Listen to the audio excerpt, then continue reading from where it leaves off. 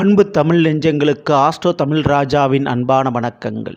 இன்றைய பதிவில் மீன ராசி உத்திரட்டாதி நட்சத்திரத்தில் பிறந்த நண்பர்களே, நம்மளுடைய வாழ்க்கையில் சில பேர் நமக்கு துரோகம் பண்ணுவாங்க, சில பேர் தோள் கொடுத்து காப்பாற்றுவார்கள். அவங்க யாருன்னு தான் நமக்கு தெரியாது.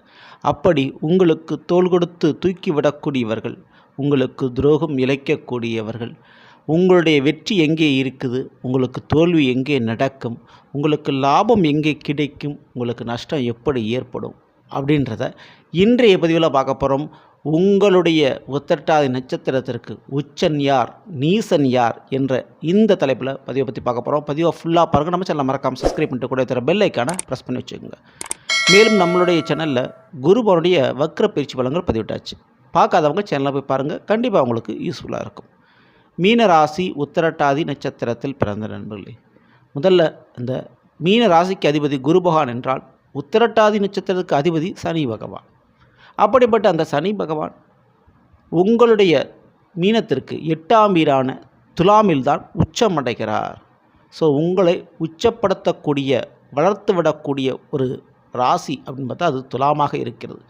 அப்போது மீன ராசி உத்திரட்டாதி நட்சத்திரத்தில் பிறந்தவங்களுக்கு துலாம் ராசியிலோ துலாம் லக்னத்திலோ பிறந்தவர்கள் நட்போ உறவோ ஏதேனும் ஒரு சொந்த பந்தங்கள் வழியில் தொடர்புகள் ஏற்பட்டு விட்டால் அவர்களை இறுக பிடித்து கொள்ளுங்கள். அவர்கள் உங்களுக்கு உரிய நேரத்தில் தோள் கொடுத்து உங்களை தூக்கிவிடக்கூடியவர்களாக இருப்பார்கள். நிச்சயம் உங்களுடைய கஷ்ட நஷ்டங்களை சரி செய்வர்களாக இருப்பார்கள். ஸோ துளாராசிக்காரங்களை விட்டுறாதீங்க. இரண்டாவது, உங்களுக்கு எங்கே வாழ்க்கையில் உச்சம் பெயர் புகழ் தொடர்புகிறது என்றால் கண்டிப்பாக இரும்பு சம்பந்தப்பட்ட வியாபாரம், தொழில், வேலை அல்லது சமூக சேவை, அதாவது காவல்துறை, இராணுவம், மருத்துவம், இந்த துறைகள், இதற்கு மேலாக கடல் கடந்து செல்லக்கூடிய வெளிநாடு சம்பந்தமான யோக வாய்ப்புகள் மற்றும் வாழ்க்கை துணை வழியில் அமையக்கூடிய தொழிலோ வேலையோ மற்றும் பரம்பரை தொழில் அல்லது பரம்பரை வேலை. ஸோ இந்த விஷயத்திலெல்லாம் நீங்கள் தொட்டால் உச்சம் தொடுவது நிச்சயம். அந்த தொழில்துறைகளில் அந்த வேலைகளில் பெயர் புகழ் கிடைப்பது நிச்சயம். அதிலிருந்து மாற்று கருத்துமில்லை. ஸோ உங்களுக்கு ஏதாவது ஒரு கஷ்ட நஷ்டம் வருகின்ற பொழுது உங்களுடைய வாழ்க்கையிலிருந்து உங்களை காப்பாற்றக்கூடிய, அனுசரிக்கக்கூடிய ஒரு வழிபாடுகள் என்றால் எப்பொழுதுமே காமாட்சி, ராஜராஜேஸ்வரி மற்றும் காலபைரவர், இந்த தெய்வங்களை இறுக பிடித்து வழிபாடு செய்து கொள்ளுங்கள். நிச்சயம் உங்களுடைய வாழ்க்கையில் அந்த தெய்வங்கள் உங்களுக்கு வழி நடத்தும். சரி, அதுவே நீசம் அடையக்கூடிய ஒரு வீடு, அதாவது உங்களுடைய நட்சத்திராதிபதி சனிவா நீசம் அடையக்கூடிய ஒரு வீடுனா 2ஆம் வீடு மேசம். மேச ராசியிலோ அல்லது மேச லக்னத்திலோ பிறந்தவர்கள் உங்களோட தொடர்பு ஏற்படுத்தி கொள்கின்ற பொழுது அவர்களுக்கு தெரியாமலோ இயற்கையாகவே அவர்கள் மூலமாக சில கெடுபலன்களும் சில துரோகங்களும் உங்களுக்கு இழைக்க நேரிடும்.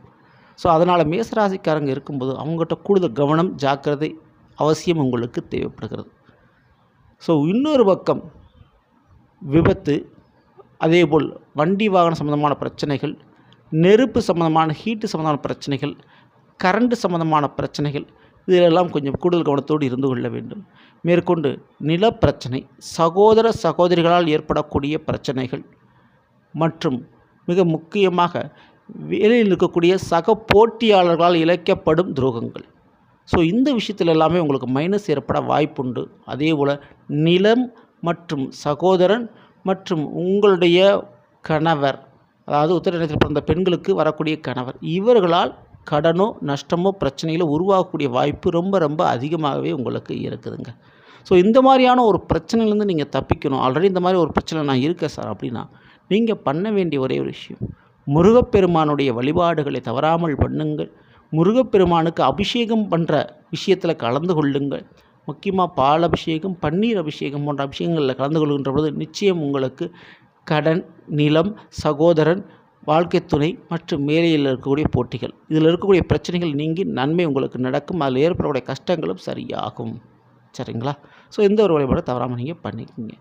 ஆக மொத்தம் மீனராசி உத்திரட்டாதி நட்சத்திரத்தில் பிறந்தவங்களுக்கு நல்லதே நினைத்தால் நல்லதே நடக்கும் என்று சொல்வார்கள். அப்படிப்பட்ட ஒரு நல்ல காரியத்திற்கு, நல்ல விஷயத்திற்கு தெய்வமும் இந்த ராசி கூட நபர்களும் உறுதுணையாக இருப்பார்கள். எந்த சந்தேகமில்லை.